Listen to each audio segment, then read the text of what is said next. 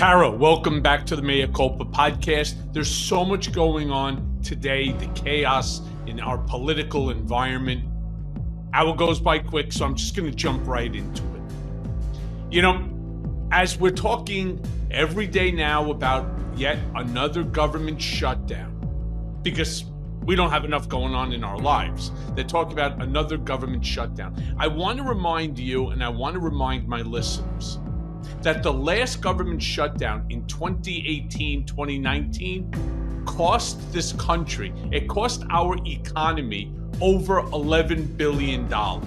Now, given the current economic fragility, how do you think that a shutdown in 2025 will disproportionately affect federal workers, as well as, and specifically, federal workers in swing states like Pennsylvania and Michigan, who incidentally voted for Trump? Well, it's always good to be back with you, Michael. The amount of chaos that we are in the middle of right now is unprecedented. We've never seen anything like this in this country before. And although many of us, you included, warned vociferously, passionately, repeatedly that this would happen if we gave Donald Trump power again, so many people chose to put their heads in their sand or put their heads up their own asses or whatever to not believe that this is what would happen. And here we are less than 2 months into this, and so many unimaginable things are happening. But shutdowns used to feel like the worst thing ever, right? It was like they are political losers. Everyone used to run around with their hair on fire. We can't have a shutdown. That was like the worst, most chaotic thing ever.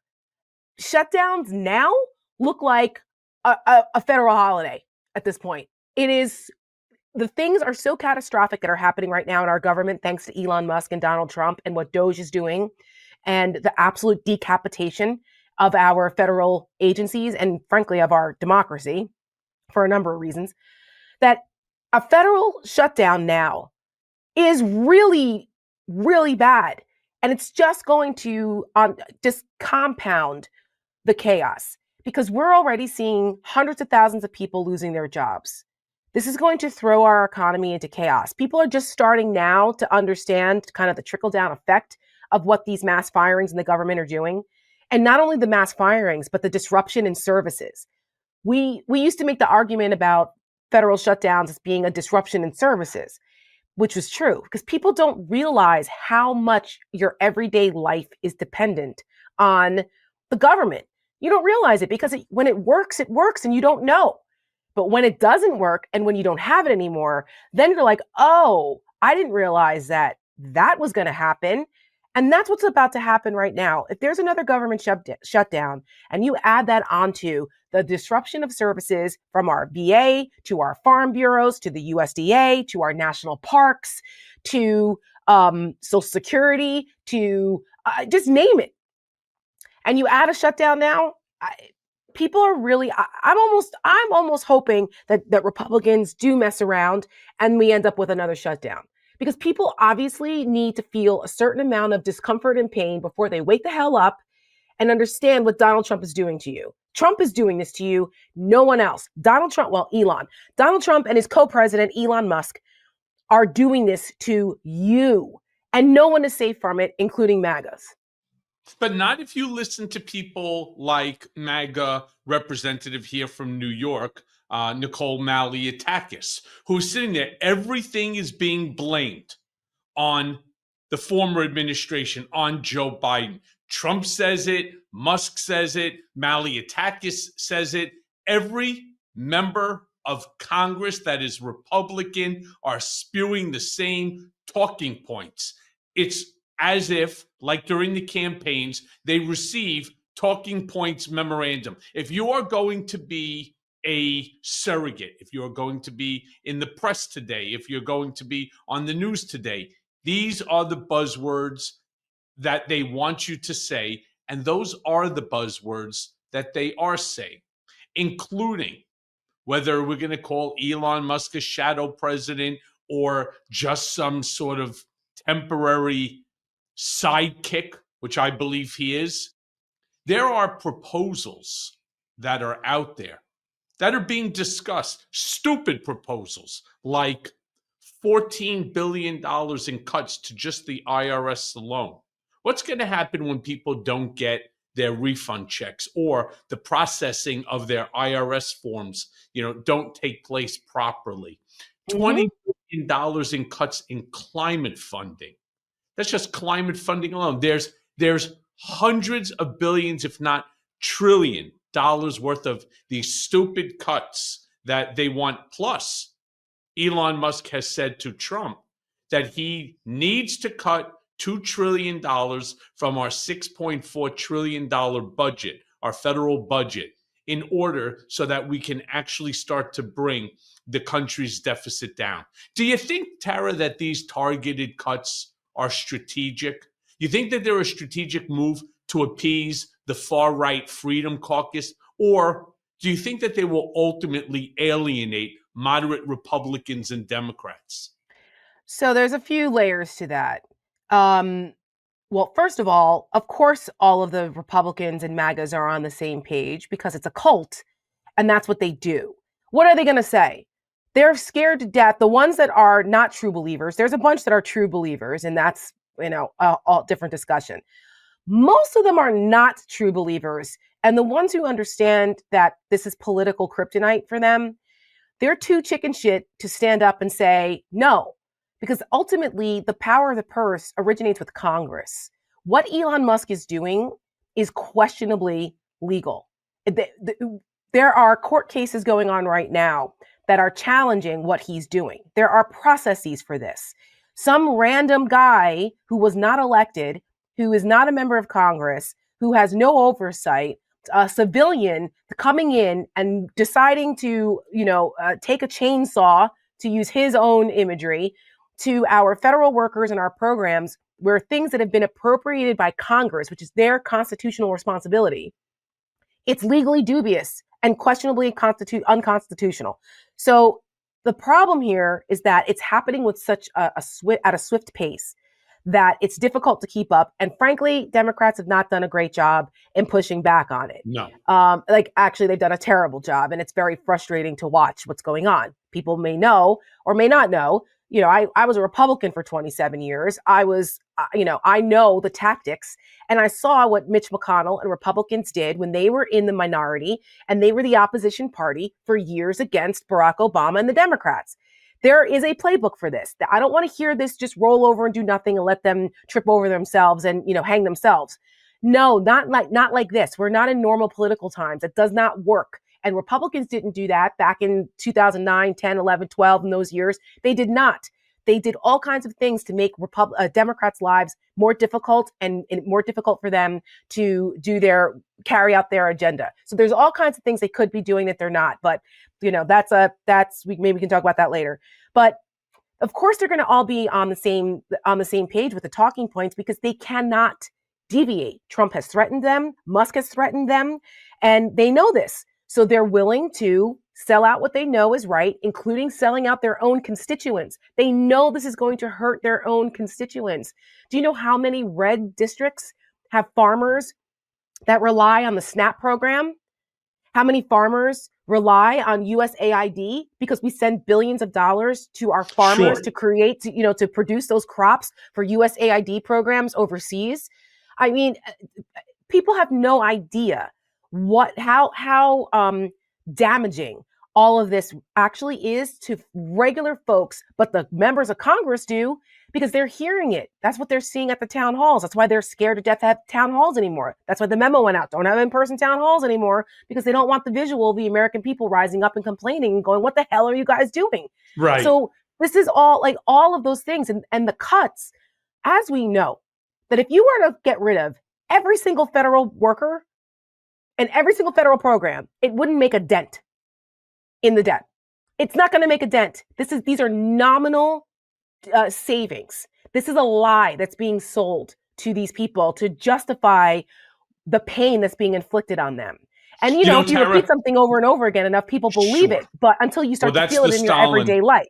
Right, correct. Sure, that's the Stalin approach. The more that you repeat the lie, the more the lie becomes the truth. But the one thing that people are also, and it's, again, you're not wrong, it is the Democrats' fault. And my hope, though I'm not confident that Ken Martin, the new head of the DNC, is going to have a playbook any different than Jamie Harrison's, which I would give him maybe a D in terms of overall messaging. Maybe at best a D. Let me be very clear about something. They have no fucking clue how to fight somebody like Donald Trump. I've said this 1,000 times. You and I They talk have about no this all the idea time.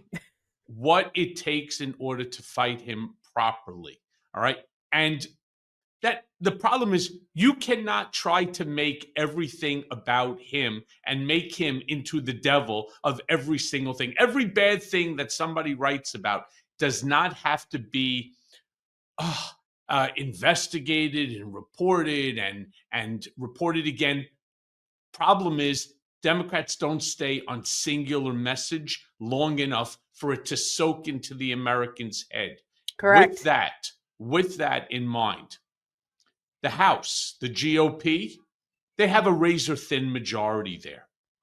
Do you see any scenario that you and I can advise somebody like Democratic DNC chair Ken Martin to leverage what will be a shutdown? There's no doubt in my mind. I believe I think so that too. there will be a shutdown. Even the threat of a shutdown. How do we leverage that to gain political momentum as we start looking into the 2026 midterms? Because if those midterms go the wrong way, we're really sunk. Yeah. Well, first of all, Democrats need to learn how to do simple messages on big concept issues that the average American understands. That's what Republicans do. They repeat things in bumper sticker terms. They repeat them over and over again in terms that people understand. It's almost like you're talking to sixth graders. I'm not trying to insult the American people, but the average American reads at a sixth grade level. So that's how you have to present these things.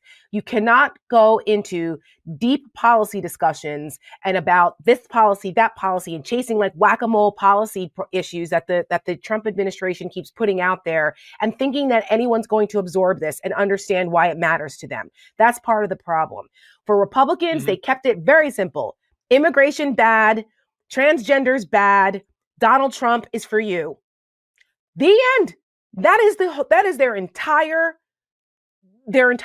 agenda. You know, Tara, interestingly enough, I've said literally for the longest time now, Donald Trump speaks in bumper stickers. Generally, they are 3-word concepts. Let's just go back and think about it. When he was fighting with Hillary Clinton, lock her up. 3 words. Build the wall. Right? In order to deal with immigration, which is a policy that nobody, like the IRS manual, nobody can fully understand how to actually correct immigration. Mass deportation now. He's improved on it. Gasoline and groceries. He has taken the 3-word scenario and drill, baby, drill. Drill, baby, drill. There's another one. All right. We could build an entire book based upon Donald Trump 3-word bumper stickers that resonate with the American people. And for the reason that you say, especially his MAGA supporters, they're not interested in trying to understand the in-depth Kamala Harris, Joe Biden, when he was even capable of providing enough information regarding policy. People are like, get to the fucking 3-word point. That's right. all they want. Donald Trump, who I have always said is the master of branding, potentially his superpower that nobody else can even marvel. You need to fight fire with fire. You can't talk about 20 different things while their messaging is only on one. I mean, think about with Kamala Harris. She's talking about one thing. Mark Cuban is talking about another. You had Norm Eisen's talking about the law. You have this one's talking about, immigration. You have this one talking about farmers and so on. And everybody's like, whoa, wait. It's the Democrats that are discombobulated, that they're all over the fucking map, whereas the Republicans drill, baby, drill, or mass deportation now. But he beat the shit singularly beat the shit out of the entire Democratic Party with 3 words again: gasoline and groceries. The three-word bumper sticker that everybody was able to understand and relate to as you're filling up your car with gas, or you're at the grocery at checkout. Everybody could understand it. And he, and only he, can fix the situation for you.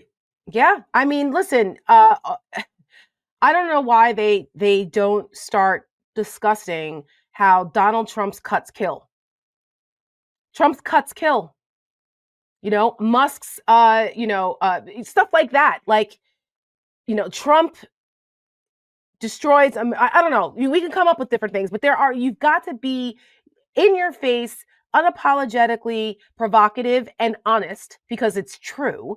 People are going to lose their lives. They're going to lose their benefits. They're losing their livelihoods because of Donald Trump. Trump did this. And you can go down the list of what those thises are. Musk did this. Trump allowed it. Like, this is Trump betrays veterans. Like, Trump betrays farmers. Like, there are so many things that they could do if they just stayed on message and if everybody wasn't competing with each other's agendas. And frankly, there's kind of an old guard, new guard fight going on between the Democratic Party on how to communicate these things. And a lot of times you're seeing old tactics being used by the Democrats that don't fit the moment. Those tactics don't work anymore. You can't use the tactics of yesteryear. Yeah, it's like trying to read this in hieroglyphics. That's right. How old it is. It's old. It doesn't work. And you know what? I want to talk about, because you just brought something up. That's, by the way, it's a great 3-word. Trump betrays veterans, because I know that you have a multitude of veterans in your family. All right. And I know that you really, as I do, I am beyond insulted. I'm grossed out by the treatment of those people who have sacrificed, right? And did this to preserve our democratic republic, our Constitution, our ideals.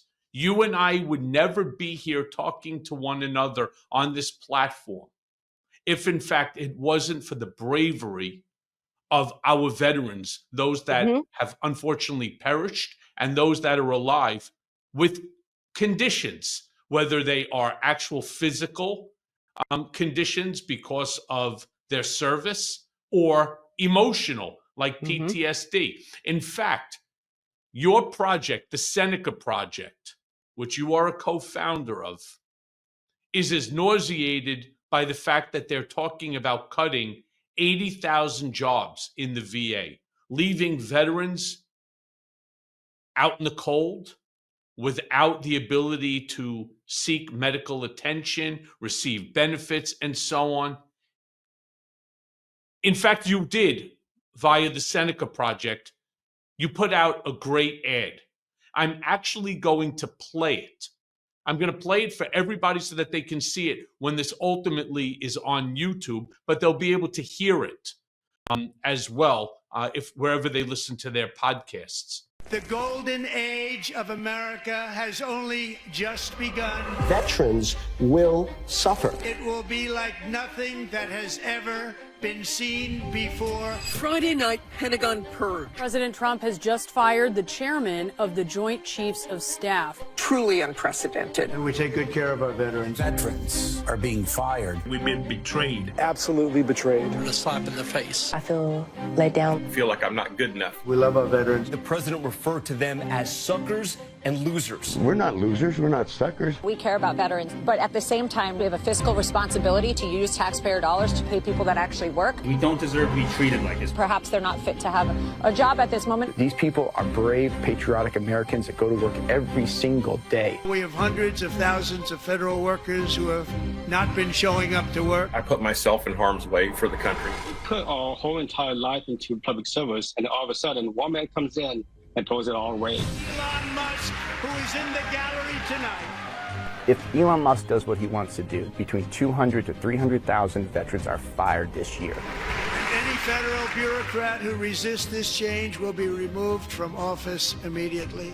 Veterans make up 30% of the federal workforce. Combat veterans, It's your neighbors. We want to work hard. We want to help people. These warriors who shed their blood. The Department of Veterans Affairs dismissing more than 1,400 probationary workers. Can you guarantee that veterans' benefits and care will not be affected by these cuts? No, I can't guarantee anything. I just feel like I've just been swept up in a dustpan and thrown out. I voted for Trump. A lot of us didn't deserve this.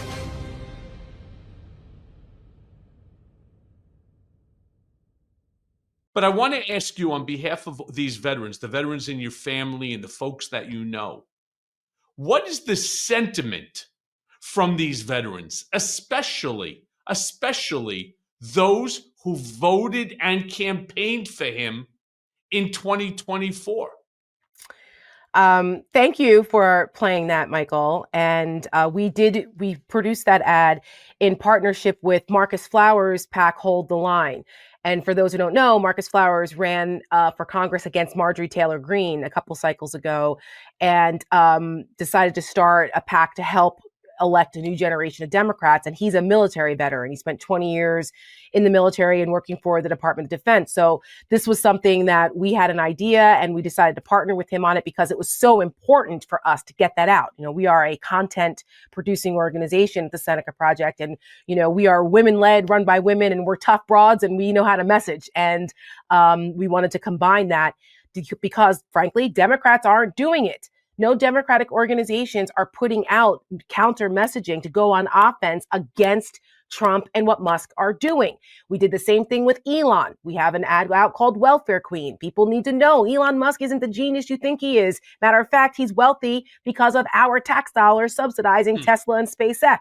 Okay, the guy's not a genius. He never invented anything. And he's one of the biggest welfare queens. He's got the nerve to go after our government and making cuts on things when he is benefiting $8 million a day personally, $8 million a day personally from the government contracts that our tax dollars pay him versus the average Social Security recipient who gets $65 a day. And so all of these things, these messages, people need to know, particularly MAGA. The veteran issue, when we saw that they were actually coming for veterans. Now, we always warned that Trump doesn't really give a damn about his own people. He doesn't. It's always been about him and his own corruption. And the MAGAs who voted for him thought that he was going to go and target the libs. He's going to own the libs. He's going to get the brown menace people out here, all the criminals. He's going to screw over all those, progressive lefties. And then they went, holy shit, wait, what do you mean my veteran husband just lost his job working at the FAA? Or wait, my veterans benefits at the VA down the street that program's gone. Wait, they're going, what? And in our ad, as you heard, people were saying they feel betrayed. They shouldn't be treated like this. They've given their lives in service to this country. I was a Trump voter. I feel thrown away. They're starting to wake up a little bit. Now, again, people only change when they feel enough pain to do it. And it's a shame that they have to go through this. Right. Whatever it is, whether it's their livelihoods because they're losing their jobs or whether it's their benefits that they're losing. I mean, the VA's had problems for years. And is it a bloated bureaucracy? Sure. But you don't go and cut 80,000 jobs and the services that go along with it. There are ways to go and do this strategically that doesn't just wipe out tens of thousands of people's livelihoods and services. I mean, we're a country that has 22 veteran suicides a day. And you're going to, what? You're cutting the program with the people who answer that suicide hotline or provide those mental health services or the nurses that provide those services for our veterans or the people who process those disability checks. What the fuck are we doing? This is insanity. And veterans are the most popular, well-loved demographic in America. CNN, and they should be. CNN did a survey on this. Harry Enton, he does all the numbers on CNN. He showed that veterans are more popular. They have a higher approval rating than George Washington, Lincoln, or Mother Teresa. And this is who's paying the price. 30% of our federal workforce is made up of veterans. So not Mother Teresa. Yes, right? Mother Teresa. I was like, wow, okay. I mean, we all love our vets, but they're not the only group. that No, we're voted just using them as in an large example. part, sure, Because in they are large parts. disproportionately being hurt, and a lot of them support Donald Trump. This episode of Mea Culpa is brought to you by Graza, my new favorite olive oil. It's fresh, it's never blended, and it comes from a single type of olive, the Picual, straight out of Jaén, Spain, where over half of the world's olive oil is produced. So why Graza? Single origin goodness, that's why. Only one olive from one region. No mysterious blends. That means a traceable, a fresher product without mixing in any low grade or unknown oils. It's super fun. It has squeeze and spray bottles too. So there's no more messy tins or drippy spouts. Just aim, squeeze, and go. I mean, there are 3 types for any task that you have. One, they have something called frizzle. That's their newest, with a higher 490-degree Fahrenheit smoke point, which is perfect for frying, crisping, or grilling. Sizzle at 410 degrees Fahrenheit, which is an everyday cooking oil for roasting, marinating, and sauteing. Then they have something called drizzle, which is a bold, a punchy finishing oil that you sprinkle on your salads, you dip your bread in, or even you top it off on your ice cream. Look, let me be clear. My daughter is the actual chef in the house, and she uses olive oil on everything, from pastas to preparing steak. I mean, not only does this cook well, it smells delicious. Plus, as a healthy eater, Graza's extra virgin oils, they are loaded with those heart and brain friendly polyphenols. So it's good for you. Look, so here's what you get. You get 10% off your first order on Graza's site. But I personally suggest grabbing the trio. That's all the 3 squeezy bottles, the sizzle, the frizzle, and the drizzle, so that you're set for every style of cooking. So head right now to graza.co and use code Cohen to get 10% off of trio, which includes, again, sizzle, frizzle, and drizzle, and get to cooking your next chef quality meal. Again, head to Graza, GRAZA.co, and use code Cohen, COHEN, to get 10% off the trio. And I love saying it, sizzle, frizzle, and drizzle. So get cooking now.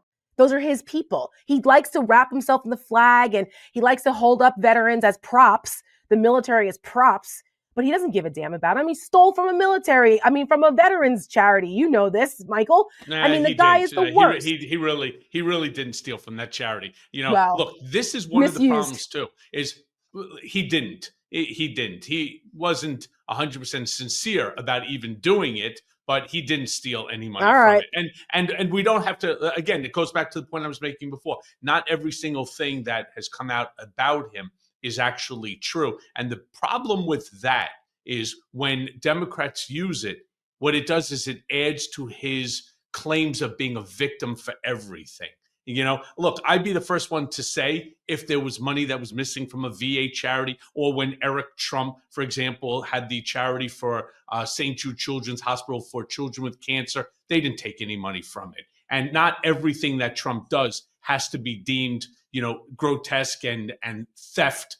It's just not true. But the point regardless, I'm trying to the point is that he doesn't care, and he manipulated veterans with that money and all of that, whether they took money or not. However, it wasn't used for the purpose it was supposed to be, and the way he claimed it would be, because again, it was a political pawn. Same thing with the going after John McCain and the military funeral, and the flag, didn't want the flags to be lowered, and they had to they had to cover up the USS McCain because he didn't want to see anything. It's just the suckers and losers, right?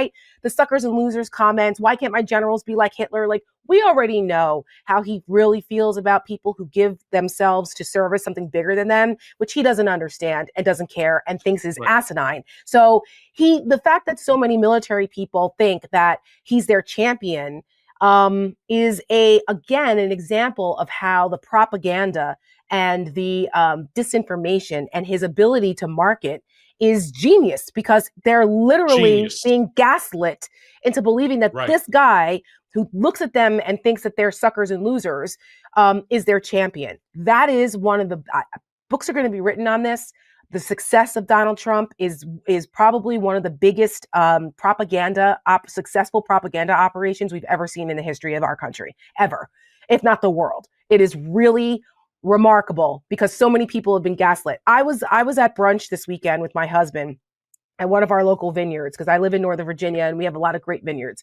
And we met this couple that was sitting next to us, and they started talking to us because they saw my hat, and we started talking about wine first, and then the conversation shifted toward the end about Trump and what's happening in the government. And I made a comment about, well, that you're not going to get those benefits soon because he's military. And I said, well, don't be surprised when, your military contract, because he's retired military, now he works for DHS.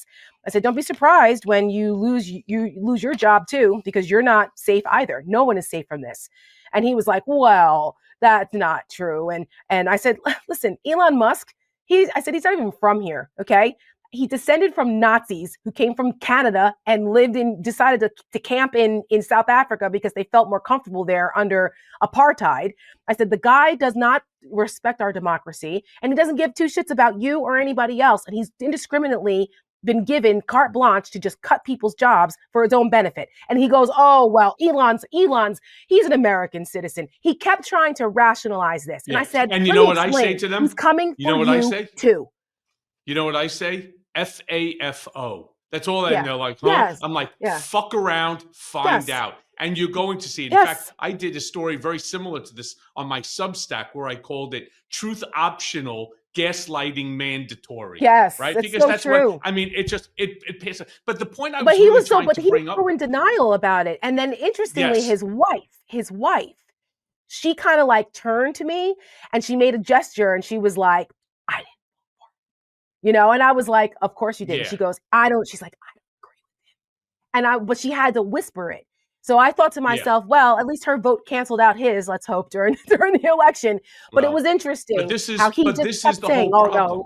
I'm like, you're not safe either, and buddy. He's not part of the only group that's doing exactly this. Okay. No. So you have a whole slew of Hispanic, Latino, Venezuelans, and so on. ICE right now. They have a daily arrest quota of 1,875 people per day. Now that would, by the way, require a 400% increase over their current arrest rates. Now, I want to ask you this because there's obviously a ton of logistical challenges, not to mention legal hurdles that they have to overcome with. You think that this is a realistic goal, or do you think it was just simply a political talking point that, again, they get on a daily basis? Keep reminding the American people that we are all over these illegal immigrants, that we are deporting them at record-breaking, at earth-shattering numbers. The thing about this whole thing is that it's all political horseshit. Donald Trump's entire political career and his defining issue has been going after immigrants. And they have really ridden that unfortunate sentiment again. Like they demagogue the issue because yes, we have an illegal immigration problem. We do have a problem with border security. This has been a problem for 30 years. It didn't just happen yesterday. It's not Joe Biden's fault. It's not, guess what? There were illegal immigrants pouring over this border too when Donald Trump was president.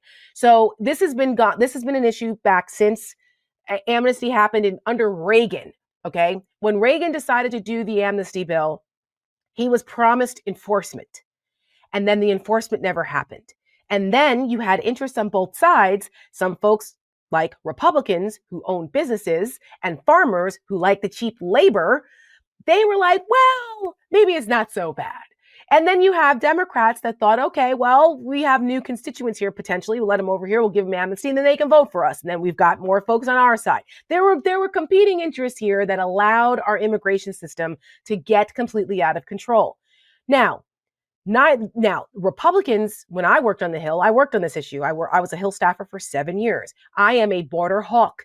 I understand border security very well. I advocated for 2 Border Patrol agents who were unjustly prosecuted and sent to federal prison for shooting an illegal alien drug smuggler who had $1 million worth of drugs in the back of a van. That ended up going to prison because of a paperwork mix-up that was crazy, 10 and 11 years. I advocated for a presidential pardon of them. We were successful in a commutation. Like, I'm no wallflower when it comes to immigration. However, it's multifaceted, and they are no longer good faith actors trying to solve the problem. They want to continue to exploit this issue here at the expense of like human lives. You know, these are real human beings that are coming over here. Are there gang members and drug smugglers? Yes, there are, but they're not making that distinction. Where I live in Northern Virginia, there was a story just last week about a Hispanic man that was pulled over by ICE, that they got the wrong identity and they had him handcuffed. They didn't believe that he was a naturalized citizen until he showed him his real ID that had a little symbol on it that you cannot fake these IDs, these documents. So at that point, they finally were like, oh, and they had to let him go. But he had 2 workers with him who they ended up taking into custody. We don't know their status. And he said, he got interviewed by the local DC NBC station, and he said, I was a Trump supporter. I supported Donald Trump because I thought that he was going to go after the criminals. I didn't think that meant he was going to target people like me. And I was like, oh, for fuck's sake. What did you think he was going to do? You really think that he cares about the... Exactly. And I'm like, cognitive dissonance is a hell of a drug. A lot of people vote against their own interests all the time. And a lot of people of color, women, and Hispanics who voted for Donald Trump thinking that, oh no, it's not going to impact us, they're in the finding out phase.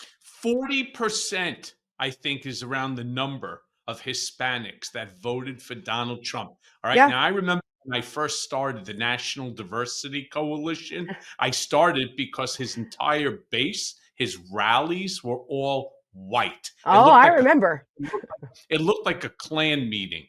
And now to have 40% Hispanic, and then you start to see buyer's remorse, like this gentleman that got pulled over there and detained. He's not the only one. You see every day countless individuals who are being either arrested, placed with ankle monitors, or already deported to like Panama, where they're placed in a Panamanian internment camp that's in the middle of the Panamanian jungle, right? I mean, these are not normal times that we are living. No. However, or they're getting sent to Gitmo, right? They're getting sent to Gitmo, which once again is not efficient. Do you know how much money it costs to do this? It is, they decided, I mean, we're talking about trying to save waste, fraud, and abuse. Sending these people to Gitmo is 10 times the cost of detaining them here and then deporting them. These planes, these military flights that they're using to repatriate them to their old countries costs 5 times what it would cost to send them back properly. Like, this is insane, but they're using it because it is a issue that they want to demagogue. And so it doesn't matter whether it's actually efficient or not. Right. That's all it is. That's all it is. And it's ruining people's lives. It sure is. Now, it's going to ruin all of our lives, especially when you go into the grocery store to buy a basket of blueberries or strawberries, and you're paying $25 because these are jobs that Americans do not want. And it hurts the farmers because they lose their crops. Does. Same thing with the tariffs. Like, that's another area that I don't understand why Democrats do not lean into more. It's how devastating this is to the breadbasket of America, our farmers. And, you know, whether it's the tariffs with their soybeans and their wheat and their, you know, pork, all of these things, we have an international global marketplace. They rely on our relationships with other countries and trade. And the tariffs devastated them last time. The only thing that kept a lot of farmers afloat was the fact that Trump's government subsidized them. They had to pay with taxpayer money to make up for the losses that they were losing because of the tariffs on with China and other places that were misplaced. Like, this is so ass backwards, but people are not communicating this. A tariff is a tax on the American taxpayer. It's a tax on us. That's it. Tariffs are a tax on you. That should be a repeated thing over and over and over again, because most people don't know what tariffs are. They've been gaslit into believing that the other country pays it. No, they do not. We do. Right, right. If you want to repeat now the ongoing continuous lies that, again, are still coming out of this GOP talking points memo, you see the GOP claiming, along as does our president, that the economy is booming. Economy's doing great. We're doing great. We're just doing it's absolutely great, right? It was actually great under Joe Biden. Right. Here's what we do know. Consumer confidence has fallen since President Trump was inaugurated. All right. That being said, how do you explain this disconnect between obvious, legitimate economic data and the public sentiment as dictated by the GOP and Trump's statements? Well, a lot of this falls on the mainstream media and how it's reported. There should be screaming headlines and chyrons every single day about the economic dire straits we're heading down. The stock market and their 401ks taking a nosedive like last week when Trump couldn't decide. He did the weeble wobble economic policy of, oh, yes, tariffs, no tariffs, yes, tariffs, no tariffs. Well, which is it? Which is it? You can't make up your mind, Mr. Genius businessman. You can't decide. You don't know what you're doing. Yeah, because he doesn't know what he's doing. The guy bankrupted casinos. I just need, like, they should keep repeating that. Trump bankrupted casinos. He's bankrupting America. Like, anyway. So the problem is that it's not covered with the sense of urgency, because the average American, they don't listen to us and like news and all of that the way we all do. Like, your audience is engaged and we are engaged, but a lot of people out there, they just read headlines. It's just quick bits. And if there isn't a collective sense of urgency coming from the people who are our main purveyors of information, they're going to think that it's not a big deal. Egg prices. Why did everybody start paying attention to egg prices? Because it was a story that got repeated over and over and over and over and over and over and over and over. The price of eggs, the price of eggs, the price of eggs, the price of, right? And then so people started paying attention. I wasn't really even paying attention to the price of eggs until someone said, the price of eggs have gone up. And I'm like, you know what? Actually, they have. And then it was all about the price of eggs. Now, price of eggs aren't coming down. They're going up 40% potentially this year. And that came from Trump's USDA. Why? Well, we have a bird flu issue. We've had to cull a bunch of chickens because of bird flu. But what is Donald Trump doing to try to bring egg prices down? He's not telling you. That's not Biden's fault. Egg prices were $4 a carton under Biden. What about inflation? What about what Goldman Sachs and the markets are talking about? They're all scared to death because they're worried that we're going to end up in a recession. Donald Trump was asked about this by Maria Bartiromo, of all people. She actually had a tough interview with him in some parts where he couldn't answer it. He just goes back to the sales pitch. He goes back to the BS sales pitch. Oh, no, everything's going to be wonderful. Telling everyone the pain they're feeling now, it's going to be worth it later. Oh, yeah? Okay. Tell that to the people who are now going to be on unemployment, that can't feed their families, that don't get their benefits, where their parents are thrown out of their nursing homes because Medicaid has been cut, all thanks to Donald Trump and Elon Musk and what they're doing every day. They can't pay for their insulin. They can't pay for anything. Now, again, I keep saying it. I'm going to say it again. Fuck around and find out. This is what's going to happen. And it's why I truly believe that if the Democrats, me as a Democrat, I've been a lifelong Democrat, if we don't seize on these, and again, use it in 3-word bumper stickers so that we can get to that silent majority that ended up shifting from the Biden win in 2020 to a Trump win in 2024. Maybe it's partially my fault also. Maybe I don't speak enough in bumper stickers and I get too much into the weeds. I have been yelling from the rooftops. I have written 2 New York Times bestsellers, number 1 and number 6. The second one, Revenge, how Donald Trump weaponized the United States Department of Justice against his critics. What is the book about? The book screams, what will happen if Donald, who decides he wants to be an authoritarian, ends up violating your First Amendment constitutional right of free speech as they did to mine. And it's not happening because right Michael now. Cohen is, amen. Not because Michael Cohen says so, because federal court judge Alvin K. Hellerstein said so, that what he found was retaliatory by Bill Barr, designed within which to curtail my First Amendment freedom of speech constitutional right, not to allow me to publish a book and not allow me to speak to the media about it because the president did not want it. Mm-hmm. All right.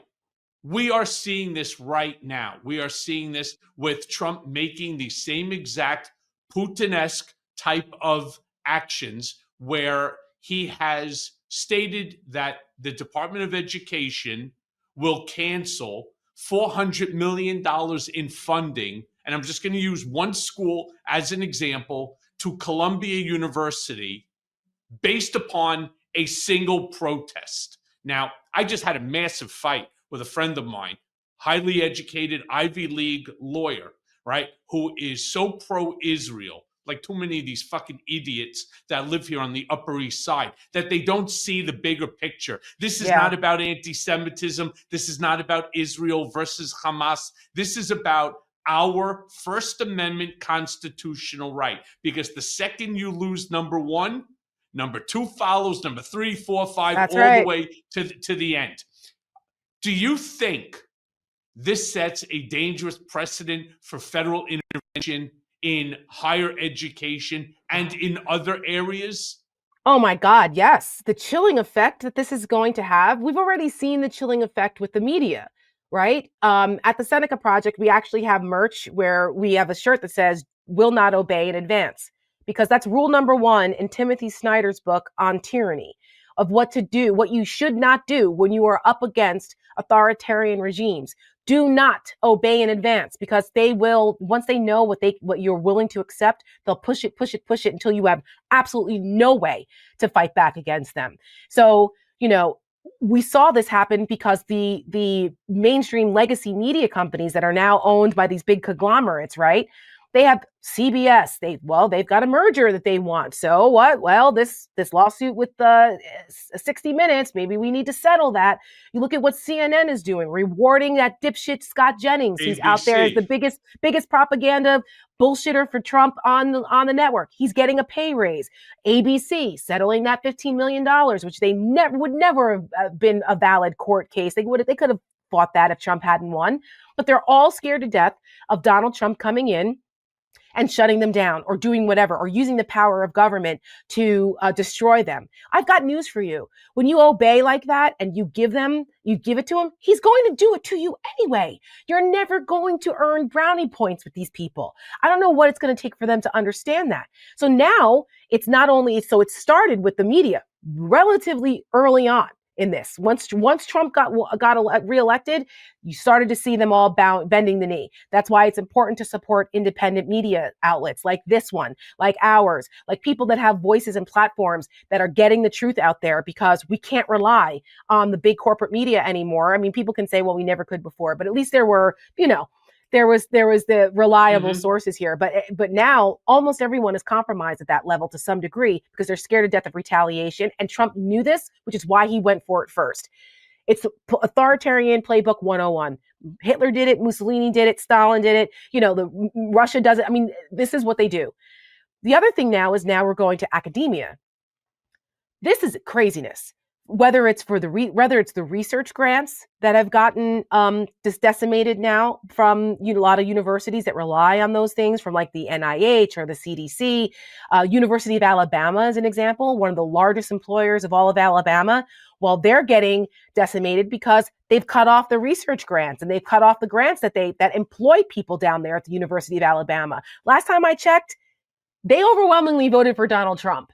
So that's another example. And it's not just the Columbia universities of the world where Trump is clearly retaliating against them because of the pro-Palestinian protests that, listen, some of them were out of control. There was a lot of anti-Semitism going on there. I did not agree with it. Yeah, I mean, I didn't agree with that. I thought it was insane. And the way that a lot of places handled it was not great. It also hurt Democrats in the election. But for you to punish it, it's still free speech. Just like the leader of that, they're claiming was a pro-Hamas guy. They like disappeared him. This is like in the news today. ISIS detained him and they don't know where he is. Well, I mean, are we sure about this? Like, where is that going to stop? Are they going to start detaining journalists now like they do in Russia? I mean, we're not far away from that. We're not that far away. This is how it starts. So what we need to be, Tara? When your car breaks down, you take it to a mechanic with no hesitation. You need it, and it's not something most guys can fix themselves. I know I can't. And men should think the exact same way about ED. But the reality is, you might be hesitant to seek help. Thankfully, through HIMSS, you can get access to personalized ED treatment without stepping outside the door. HIMSS is changing men's healthcare by providing you with access to affordable sexual health treatments from the comfort of your own couch. HIMSS provides access to a range of doctor-trusted ED treatments like chewable hard mints and Viagra and Cialis and their generics for up to 95% cheaper. You hear that? 95% cheaper. And the process, it's 100% online, so that there's no need for uncomfortable doctor visits. Just answer a series of questions on their site, and a medical provider will determine the right treatment option for you. And if prescribed, your medication ships directly to you for free. No insurance is needed, and one low price covers everything from treatments to ongoing care. And with hundreds of thousands of trusted subscribers, HIMSS can help you find the ED option that works best for you. So start your free online visit today at hims.com/Cohen. That's HIMS.com/Cohen for your personalized ED treatment options. Again, that's hims.com/Cohen.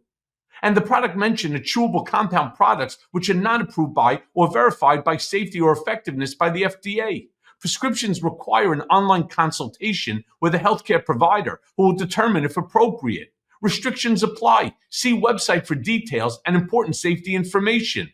Subscription required. Price varies based on product and subscription plan.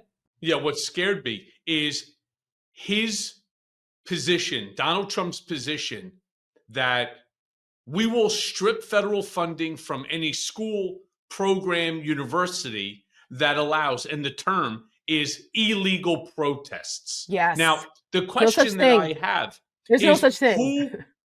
well, let's just say it is an illegal protest. It's without a authorization or a permit or what.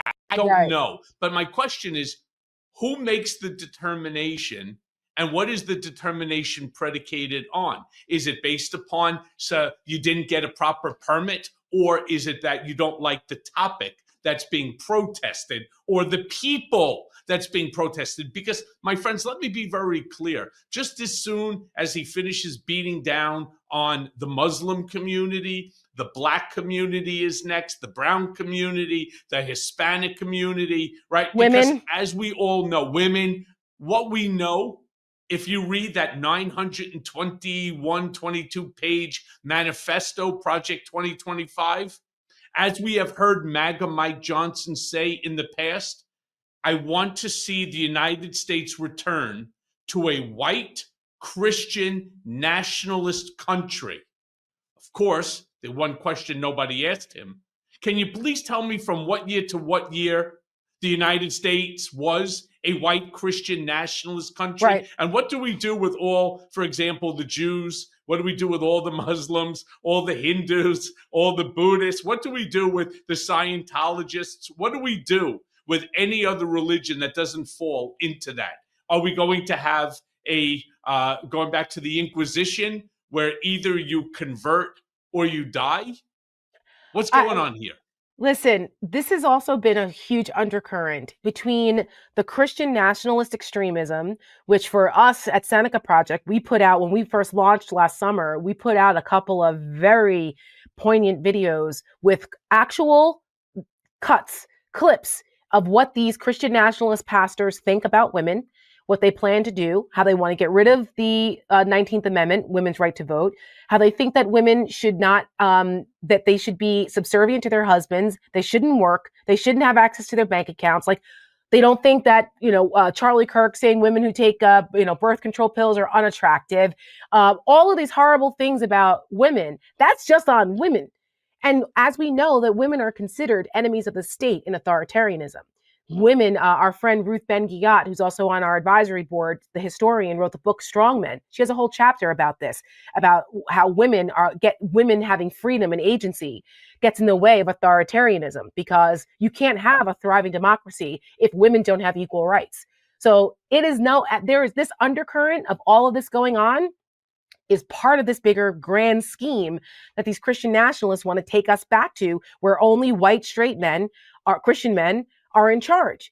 Then you couple that with the whole tech bro, like tech feudalism crap that's going on here with the Curtis Yarvins of this whole movement, who's this political philosopher who basically thinks that our states should be abolished, that the American people should get over their quote dictator phobia, that people who aren't of use should be turned into biodiesel and used for fuel purposes in their techno states.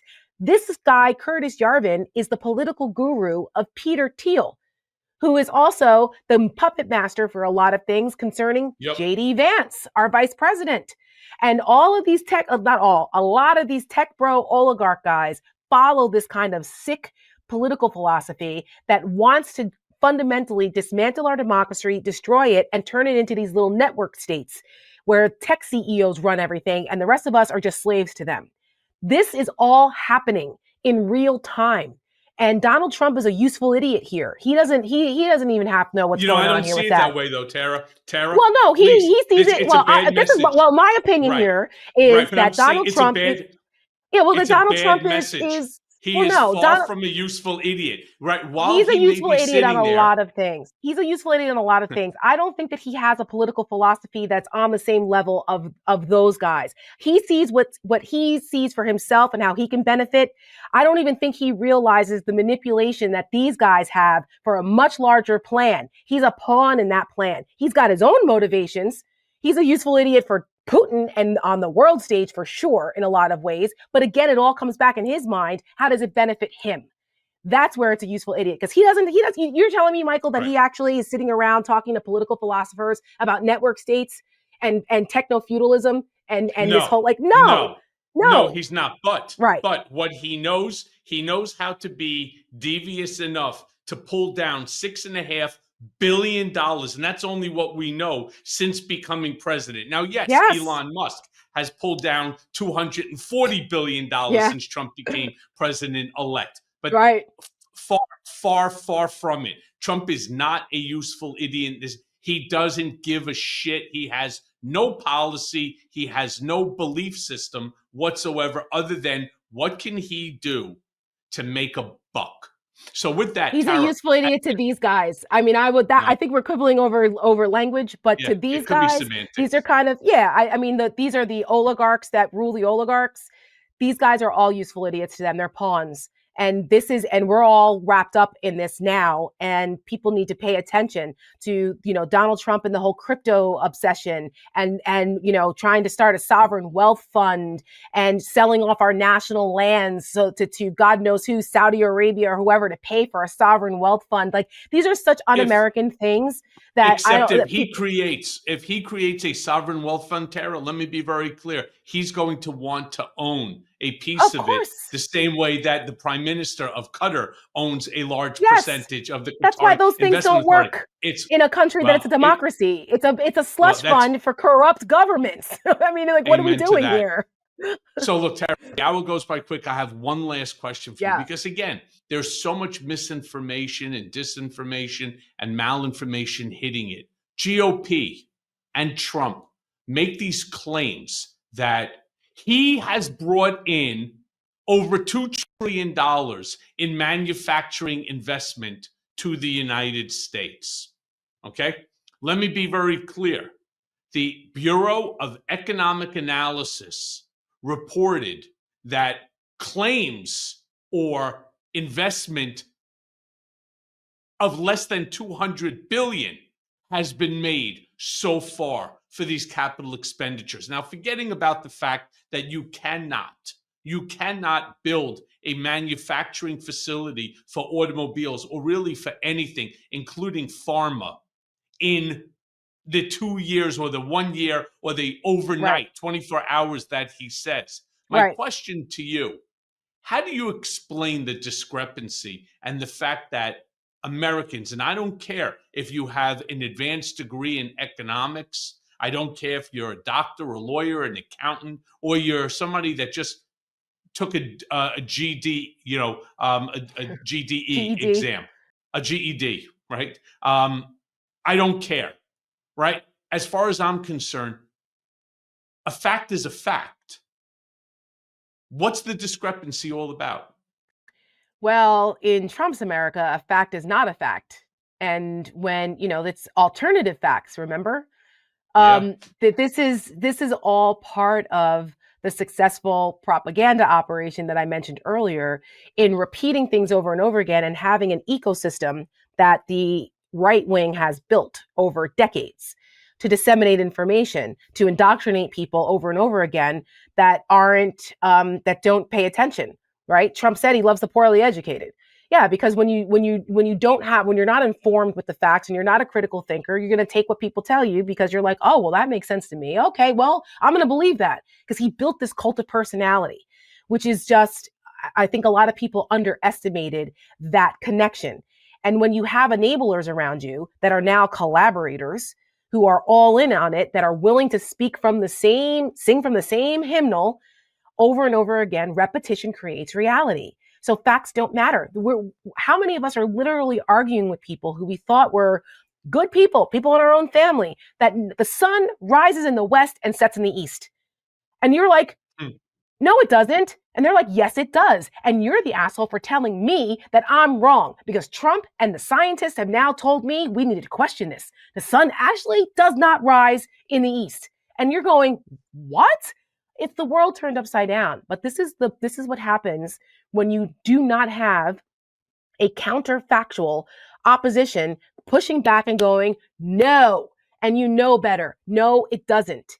And this is the problem. There has to be a unified opposition and there has to be information dissemination that counters this. And it's got to start now. The urgency of which should have started 10 years ago, but you cannot waste any more time. And I don't know what it's going to take for Democrats and everybody else that's trying to do this, like us. We're trying, but it's going to require more coordination, more investment, and more commitment because the most committed side wins. And we do not have time to fuck around anymore. We cannot. No more cowering in the corner. No more crying over the last election. No more like, woe is me. No more pointing fingers anymore. There needs to be a singular focus to push back against this and fight like hell, or else we are not going to have elections moving forward come 2026. We have to remain vigilant. We have to. It's going to take us. Nobody's going to save us but us. Seneca Project. Tara Setmayer, thank you very much, my love. Great seeing you. Always appreciate hearing you and always appreciate your voice. Thank you, my friend. I'll see you soon.